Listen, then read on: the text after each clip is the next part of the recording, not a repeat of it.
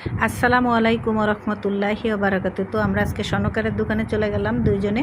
তো আমার ছোটো বোন ও এখানে 12টা চুড়ির অর্ডার দিছিল।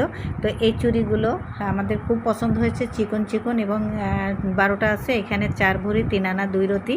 এর দাম হয়েছে 13,500 টাকা।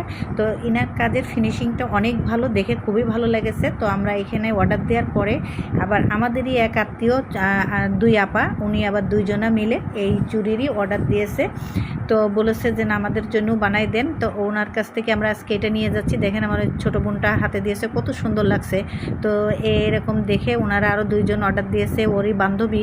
তো আমরা সেটাও অর্ডার দিলাম আর এটা নিয়ে যাচ্ছি। আর ও আবার 4টেও চুড়ির অর্ডার দিল। দেখেন এখানে সুন্দর কাজের ফিনিশিং। এখানে কিন্তু 4টা 4 ভরি আছে, খুব সুন্দর করে এই চুড়িগুলো বানানো। এটারও অর্ডার দিল। আর এই দোকানটার নাম হচ্ছে সুদীপ জুয়েলারি।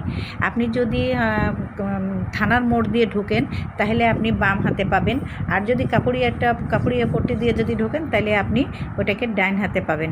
তো এই দোকানটা ওখানে আপনার ভেনাস জুয়েলার্সের সামনে এটা দোকানটা। আপনি ওখানে গিয়ে জিজ্ঞাসা করলে বলে দেবে। ইনার কাজের ফিনিশিং অনেক ভালো।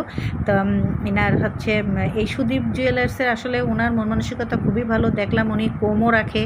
আর ইনার হচ্ছে দোকানে কিন্তু বেশি সাজানো গোছানো থাকে না।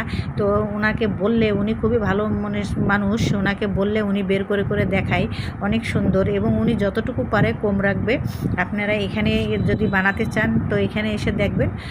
সত্যি ইনার ইগুলো খুবই ভালো, খুব সুন্দর। যেহেতু এখন সোনার দাম অনেক বেশি, তো মানুষ এখন রূপার জিনিসই বানাচ্ছে বেশি। তো আমরা এই জন্য এখানে আসলাম আর বানালাম। ভালো লাগলে আমার পাশেই থাকেন। আসসালামু আলাইকুম।